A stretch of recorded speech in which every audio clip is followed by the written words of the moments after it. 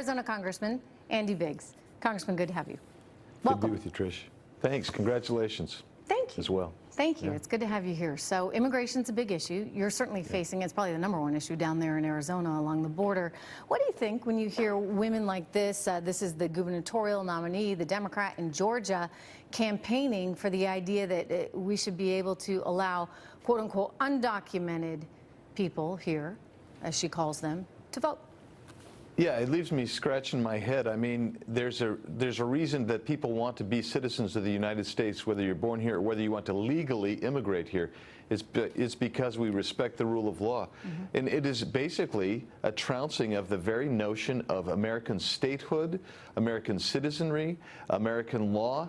And basically, it takes us, instead of being an exceptional country because everyone follows the law, it reduces us. That's what they're asking for. Congressman, reduce us. Yeah, we're like living in some kind of alternative universe sometimes, I think, because, you know, the Yale University professor pointed out that, you know, if you're too nationalistic, if you care too much about your country and your people and your traditions and your culture, then somehow you're on a path to Nazism.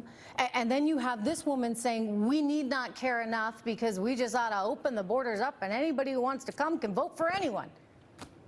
Yeah, that's right. And what it is it's this idea of this one world order, this dogma that's been taught and indoctrinating so many generations now that no state should even exist. I mean, you can study that.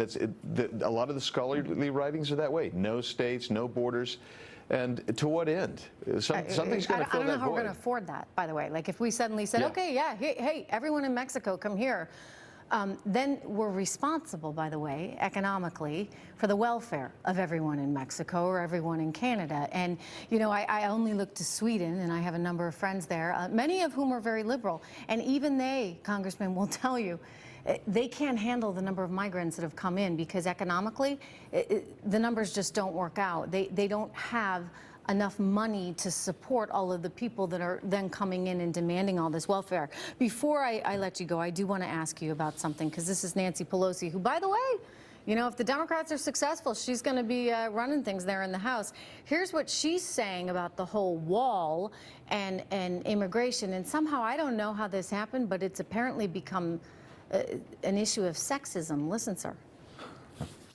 We have to do something other than building a wall. It's immoral, expensive, ineffective, and not something that people do between countries. But in any event, it happens to be like a manhood issue for the president. And I'm not interested in that.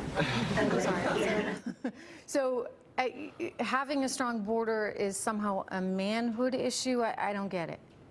Well, I enjoyed the nervous titters there as the people were listening. They're laughing a little bit. But the reality is, it's not a manhood issue. It's a love of country issue, a love of the rule of law, and it's a national security issue, for Pete's sakes. And Nancy Pelosi, let's just get our voters out there so she's not the next Speaker of the House. I can tell you that. Oh, you guys have your work cut out for you. You got 20 days to go. Congressman Biggs, it's good to see you.